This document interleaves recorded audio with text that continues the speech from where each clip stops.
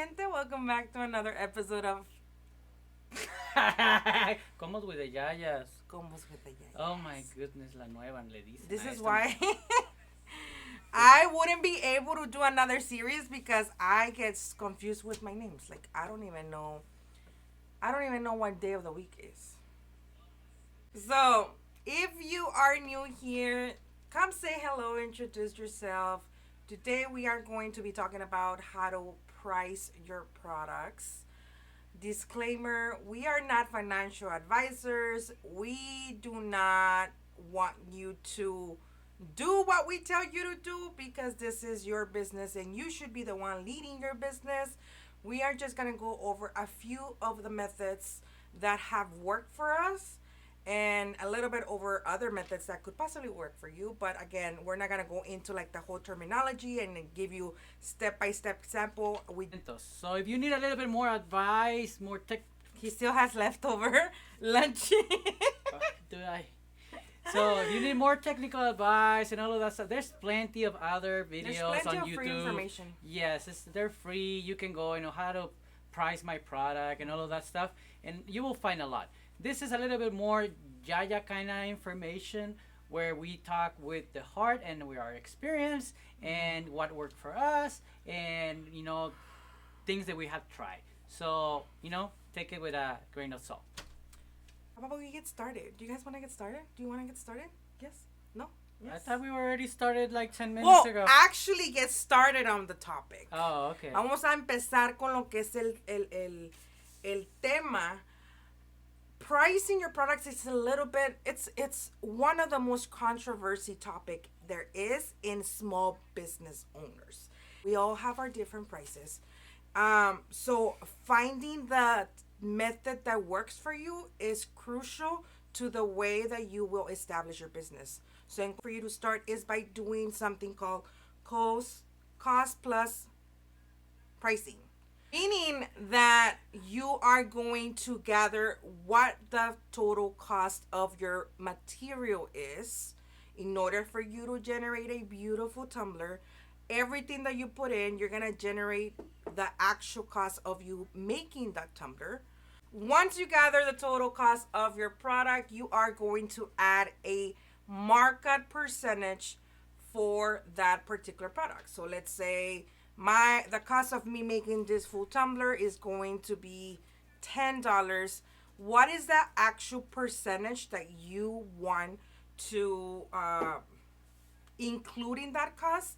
That would be something that will vary depending on your business. Some people mark it at 30%. Some people mark it at 50%. Some people mark it at 100 or 200 and 300. That's something for you to decide which number feels more comfortable and which number seems fair to you and to your customer.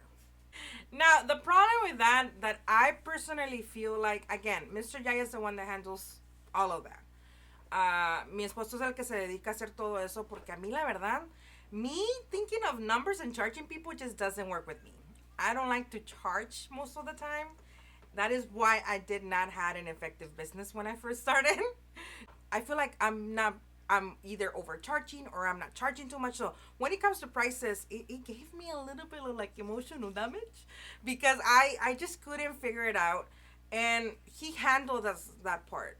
The only issue that I see with that is that when you're thinking of that particular method, that's what him and I were talking over on our way back, is that when you decide to do the cost plus pricing, you are not necessarily including the labor. You're not including the demand of that product. You're not including the value of like the emotional value of that product. You're not considering your competition if you do it that way. So there's a lot of cons when it comes to that. You could add all those extra expenses to your cost of producing whatever item that is.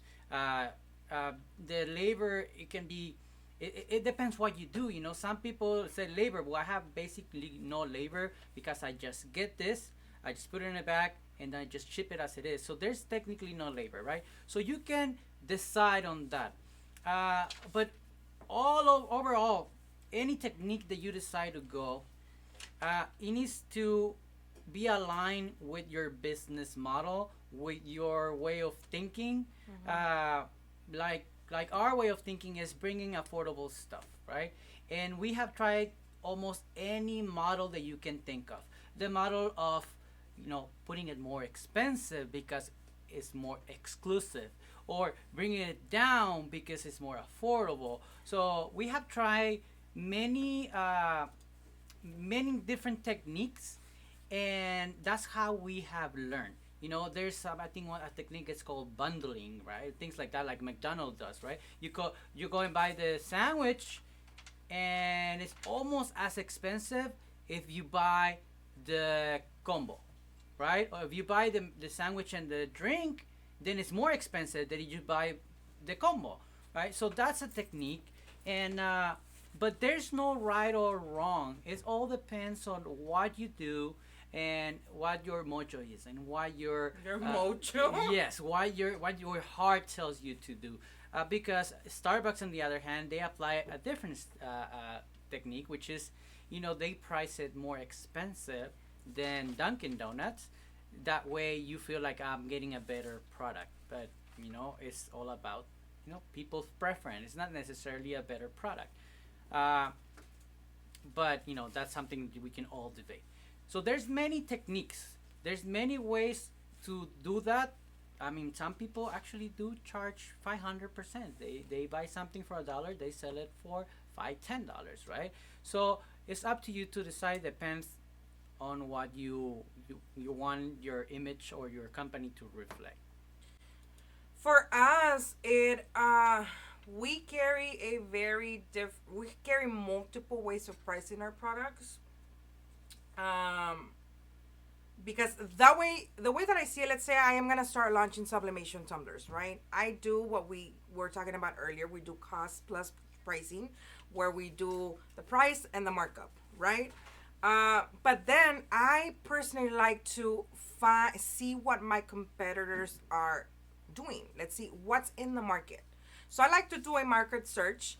I would go to all the selling platforms that I can think of. Go to Etsy, go to Walmart, Amazon, go to Yeah. Walmart, any platform where the product that I want to sell can be available to purchase at.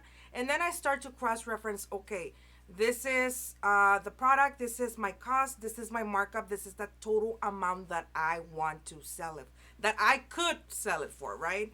Then I go to, once I start to analyze what the market value of that particular product is, how can my product, what's the difference between their product and my product? So, do I have more to offer? Is it something that's going to bring more value? Are they getting more if they purchase it as a bundle with me than if they get it individually? Or are they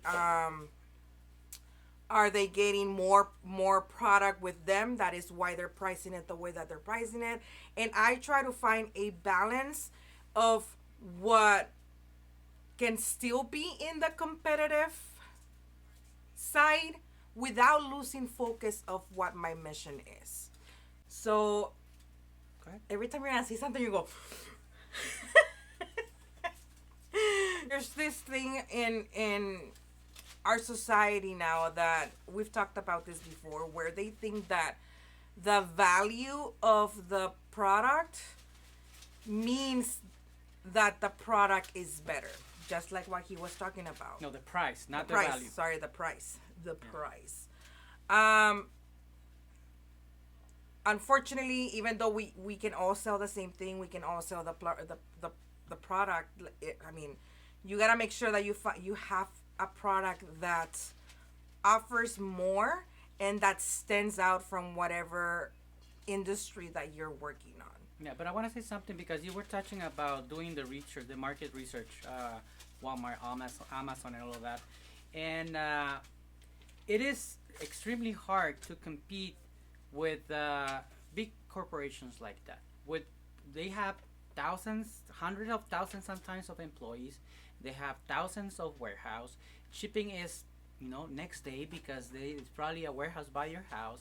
So they have the power of volume purchasing, right? And they have the power of being everywhere and have a big infrastructure with planes and cars and drivers and all of that stuff, right? So it is extremely hard, but there's something I believe, at least for our business, is a core decision making about prices, and is that you need to start on a comfortable level. It could be the same as your competitors, but it's our job as small business owners to keep improving, to keep looking for ways to drop your costs. And I said it multiple times in other lives. I don't remember if I did it on Combos with the Yayas, but you start on a comfortable level, and then you go back to your suppliers and you ask them, hey, where is my next break, for you to give me a discount? So and most of them will say, oh well, you need to buy $1,000 worth of product, so I can give you 5%. So you get to that level, and what you do, or at least what we do, you can keep that profit because now you're making 5% more because you're saving to begin with. But what I like to do is I will give my customers 2.5% discount, permanent discount, but I will still be making 2.5% more profit because the total discount at the beginning was 5%. My supplier is giving me 5% discount.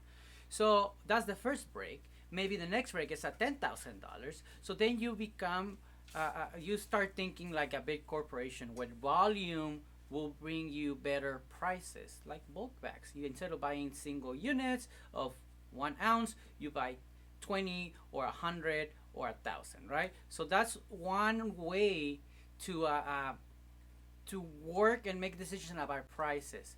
A second way Hold on, is hold on, but I.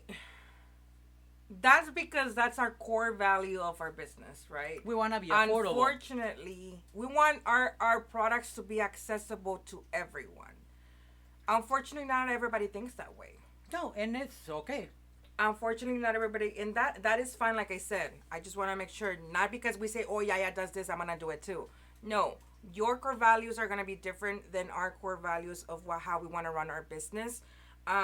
But that's another reason why we just don't have brand ambassadors, or don't do as many discount sales or anything like that, just because I would rather lower your prices permanently, Yeah.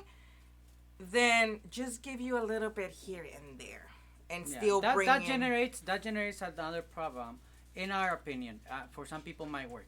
Somebody that is always giving discount, or doing sales. What's gonna happen? Not all the time. What's gonna happen is that people will hold on to that money to buy because they know that every week you're coming up with a sale, and when you don't, then you don't make sales because everybody is waiting on sales because you got your customers used to. And don't tell me that is not a true, because we all know that you guys are always waiting for that Michael's coupon. We all We all do it. Yeah. Or Absolutely. like when you want to go to Subway, you gotta make sure that you got those little coupons, because you're not gonna pay for Everywhere. a full. We tend to do that, and that's just a natural thing to do.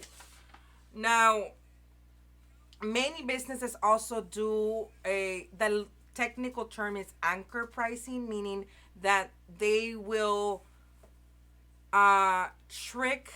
psychologically trick the customer into believing that a product is on sale, but it's always on sale. So they have a product at a certain number, and then they have a cross out, and then they have the new price, right? Yeah. So It's cross, and this is the that's new. a great marketing strategy for you to attract more customers into your website. Why? Because you're making the customer feel that they are saving money, even though you know that your actual cost with your markup and everything it's exactly what the amount is.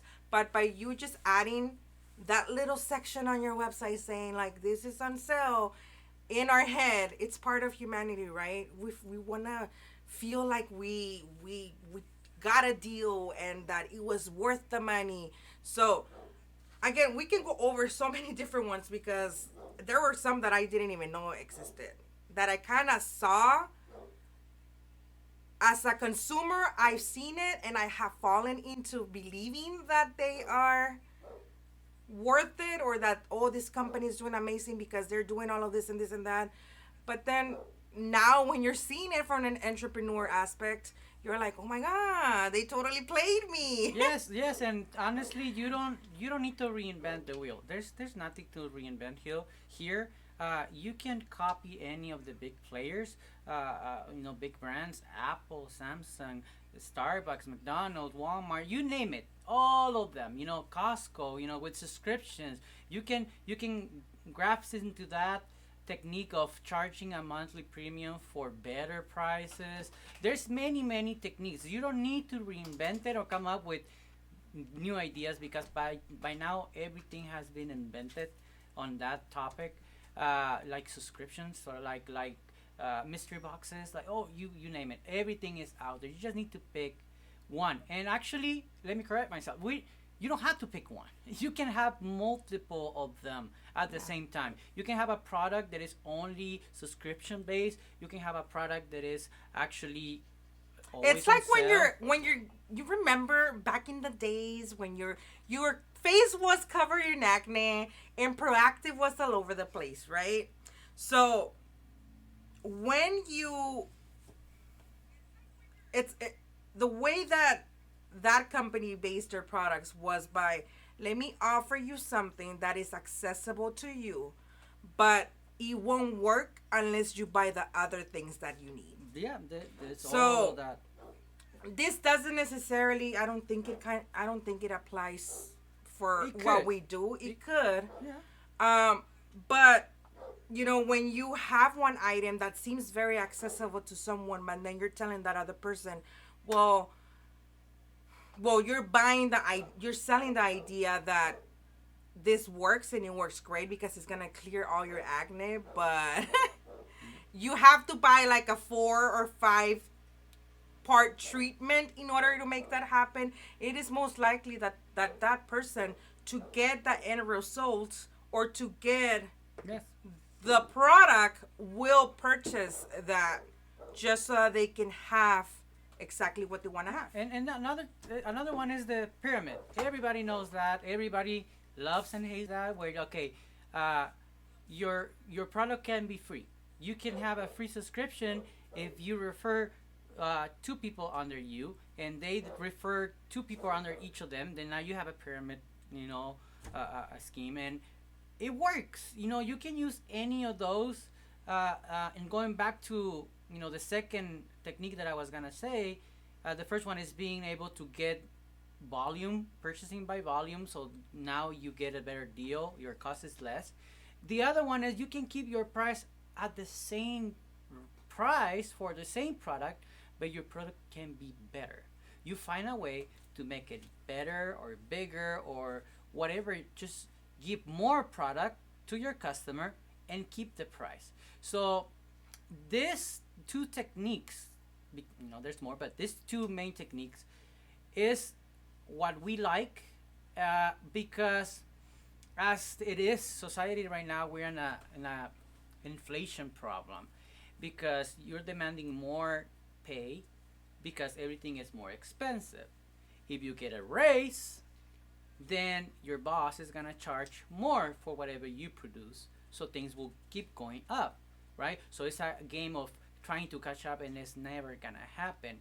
What I believe is, if there's more of us doing something, if there's more offer than demand, the products will go down. Because we all gonna be fighting to improve our techniques, to improve our supplier lines, to improve every single, and that's where it becomes a necessity, and necessity is the mother of inventions. So new products and new techniques will come out of that necessity. Did you hear him? Bien filósofo el compa. Anyway, But yeah, I mean, we can go on and on with different ways, different methods of pricing your products. We cover some of the ones that we have seen in the industry, some of them that we personally use for our business. Um, I mean, ultimately, you guys have to find what fits best with you, your business, and your brand. Why? And listen, there's no wrong, because most of the people that I know have said, hey, like when I first started, I undercharged for my products. And listen, that could be a good thing too. Why? Because you're barely stepping food into a whole pond that's out there in the world. So you pricing your products at a lower rate and then increasing your products is not a bad thing.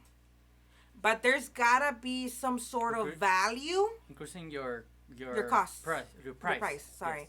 So there's gotta be value into you increasing. If you start off your prices, let's say like this, and you don't know the market, you didn't do your homework, you don't know what's out there, you don't know what you feel comfortable with. But let's say, okay, I've heard that it can go for $25, right? We're gonna go lower than what it usually the competitive cost is. So let's say I'm gonna do 25 for this one, and then as you continue to grow in your business, you can definitely, bump the price, but you gotta make sure that if you do, you have a reason behind it. You're not gonna bump the prices just because you're gonna bump the prices. Yep. It's gonna create inconsistency with your clients, and your clients are not gonna trust that product if you go from one day one price and the other day that exactly another one, right? Blah, blah, blah, so blah. let's say, okay, well, I'm gonna charge you now, instead of charging you 25, I'm gonna charge you 35. But you know what? I'm gonna give you a second lid, or I'm gonna give you an extra coat finish. So then that makes up for you raising your prices. Yeah, and you can increase the price 100%, so from 25 to $50, and your cost to adding that extra cover or that extra lid is $1. That could be right. So, but there's a reason why now this costs more. Just because you said so, it's gonna be hard for you. People are gonna wait for you to for that thing to be there for a long time or long enough, so you decide to do a sale so they get it for even cheaper than it was originally priced. So, but you can do your own math, your own research, and say, look, hey, nobody's doing the tumbler as a keychain. I'm gonna do that, and I'm gonna bump my price above what they just buying those two individually will cost, something like that. So that's another way. But ultimately, it goes down to cost plus pricing. You still have to determine what the actual raw material cost is, meaning every single thing that you use, your ink, your tumbler, your time designing, the package where everything was placed on. You gotta first determine your actual cost of the product. You still have to add the markup so that your markup will be your profit, if you want to think of it this way. Yeah. How much profit you want to make. Once you establish that amount, then at that point you can say, okay, let me go check the market. What are they selling for? What do they have? What does their product offer that I don't? Is the price that they offer suitable for what it actually is? Is it something that brings in the value for the cost? Let me ask something. This is the perfect example for what you're saying. Do you really think that Balenciaga, or do you really think this all top brands offer something that much better than Levi? Let's say you want to buy Then Ross. Then Ross, exactly, right? I mean, is it worth it? No, you're I don't buying know. the brand. I wouldn't know, because again, I've never bought it. right? But no, you're buying the brand. And at the end, if you're that famous, if you have 2 million followers on any social platform, and you say, I'm gonna sell my dirty socks for $1,000, there will be somebody that There will will be buy it. somebody that There will will be buy it. somebody because it's yours. And it's where it gives the smaller business a little bit of like, what the hell is going on? My prices are better. My product look even better, and I'm not selling. And this person is selling it for 3, 4, 10 times more expensive. That's you selling it based on the value, right? Just because you become this influencer, you become a bigger brand. Again, Yes. people think there's value and there's nothing wrong with it. There's nothing wrong with it. I think, like I said, many can start off with charging. I bet you anything that, I mean, if we ask bigger influencers, especially in the Tumblr world, they probably started with a really, really, really lower cost for their product.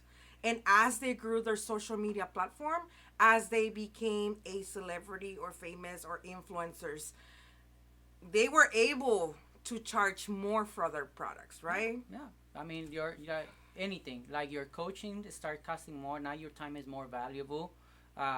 Any service that you do that even it has no material included, it's just a service, it's just your time. It becomes more expensive with time when you are more busy.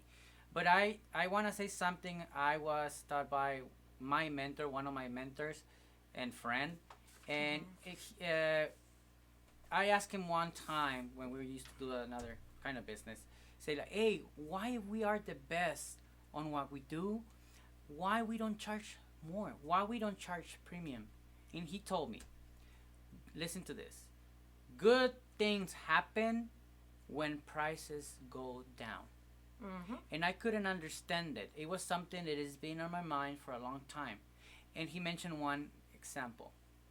Before Apple came out with iTunes that you can buy one song for 99 cents, the industry of music was a disaster. Most people were downloading MP3s for free, illegally, than actually paying for music. So that was the beginning of an era where people would rather just spend 99 cents for the song they want to hear than spending $20, $30 for an album, a CD, that they only like one or two songs. And that make the industry of music more money than any time before. So keep that on your mind. Good things happen when prices go down. We're running out of time, but if you guys have questions, let us know if there was something that you were able to relate to or that you never really consider when thinking about pricing your products. Let us know. We would like to know if you do not agree with what we said. We also want to know. Yeah, that's why we're here. We're having a conversation.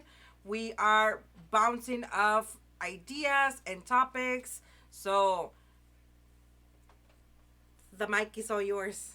And like I said, you ultimately, guys, you gotta be comfortable with the prices. It doesn't freaking matter if the freaking president is telling you, I'm gonna say Jenny because it's the first name that I read. Jenny, you need to charge more, or Jenny, you are freaking crazy for charging that. You gotta lower your prices. It doesn't freaking matter whoever comes and tells you what you should and should not price your products, because this is your business. You decide what's best for it. And if lowering your prices or upcharging your prices makes sense to you in the direction you want your business to go, then it don't matter. Like I've said before, and I've said many times, the vision that you have for your business doesn't have to align or they don't to anyone else's. Yep. I struggled with that when I first started. Everybody had an opinion about how much I had to price, and everybody had an opinion about me not being successful because I was undercharging and I was gonna give up within a year, because how was I going to afford don't jinx it, don't jinx it. I know, knock on wood, knock on wood, knock on wood. Knock on wood. But I stick to what in my heart and in my gut feel right. And I was, I continue to lead my business with by faith. And I knew that what the purpose that I have in my business is bigger than the couple of dollars I could have been making more out of my product. So I feel like I have lower prices at the first since I'm just starting. This way, gain the trust of customers and gain their loyalty. Yeah, the problem with that is later on increasing the price. That's hard. Once you start at lower, it's really hard to push it up. But hey, if it works for you, God bless you because there's no good formula or bad formula. Say I give different prices depending on material I use, waiting for answer in God's hand. Amen. Yes, amen. It's so long. What is so long? What? I don't know. Well, something must be long. Oh. Stop it. You say, remember, it's your business, your dream. Do you want Do whatever makes. I'll read it because he can't see. So as long as I make a profit, I'm still ahead. Yes. Yes. That's one way to look at it. So much for being here. Thank you for being a part of our conversation. I truly love and there's caca over here in my dog poop. Do you really? Yeah, right. Okay, we gotta leave We're you gonna with that. go. We're gonna go. Okay. Have a good one, guys. See you guys next episode. Bye. Bye.